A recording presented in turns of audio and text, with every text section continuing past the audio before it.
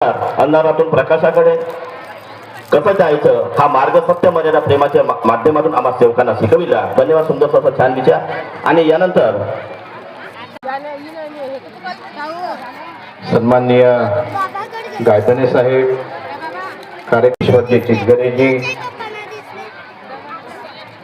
या कार्यक्रमाचे आयोजक गजाननजी दुधपचारेजी, रत्नाकरजी पारभूतेजी,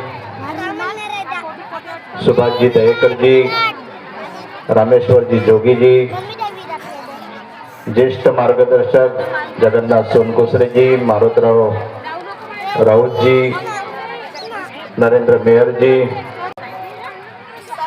या किंबहुना जगामध्ये काही ठिकाणी सुद्धा या प्रचार प्रसार होत आहे. हे सगळे बाबाच्या कृपेने झालं. बाबाचा खडतर प्रवास आपण सगळ्यांनी ऐकला. या मार्गात आल्यानंतर बाबांनी जे जे सांगितलं ते ते आम्ही करतो.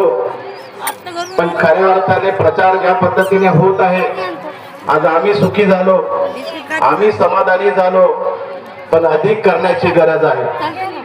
या परिवारामध्ये राहत असताना, समाजामध्ये राहत असताना, आपल्या परिसरामध्ये राहत असताना आणखी एका माणसाने 2-4 परिवार जर आणखी सुधारले, आपल्या आजूबाजूच्या परिसरामध्ये जर कोणी व्यसनाधीन झालेला असेल, आपल्या परिसरामध्ये एखाद्या कोणी व्यसनाधीन झाला असेल, त्याला आपल्या या मार्गामध्ये आणून त्याचं जीवनमान कसं सुधारवलं जाईल ते सुद्धा आपल्याला प्रयत्न करावे लागतील.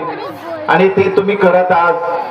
मी बऱ्याचशा ठिकाणी सांगितलं, मी वारंवार सांगणार नाही. मी ज्या समाजातून आलो, आमच्या कित्येक समाजातले लोक सुखी समाधानाने जगत आहे.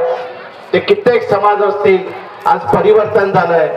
जे सरकारला नाही जमलं ते या मार्गात आल्यानंतर आमच्या बाबांनी ते घडवून दाखवलं, आमच्या लोकांनी ते घडवून दाखवलं.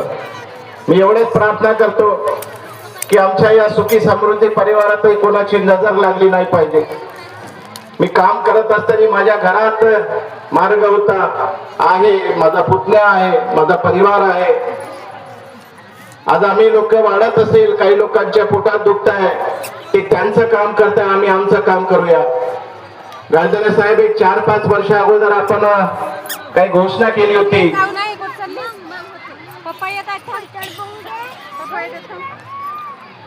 मी माझं एका कार्यक्रमामध्ये मी घोषणा केली होती उमरेडच्या ठिकाणी, की जे माझे तिथलं भवन आहे, जवळजवळ 2400 स्क्वेअर फुटाचं बांधकाम आहे,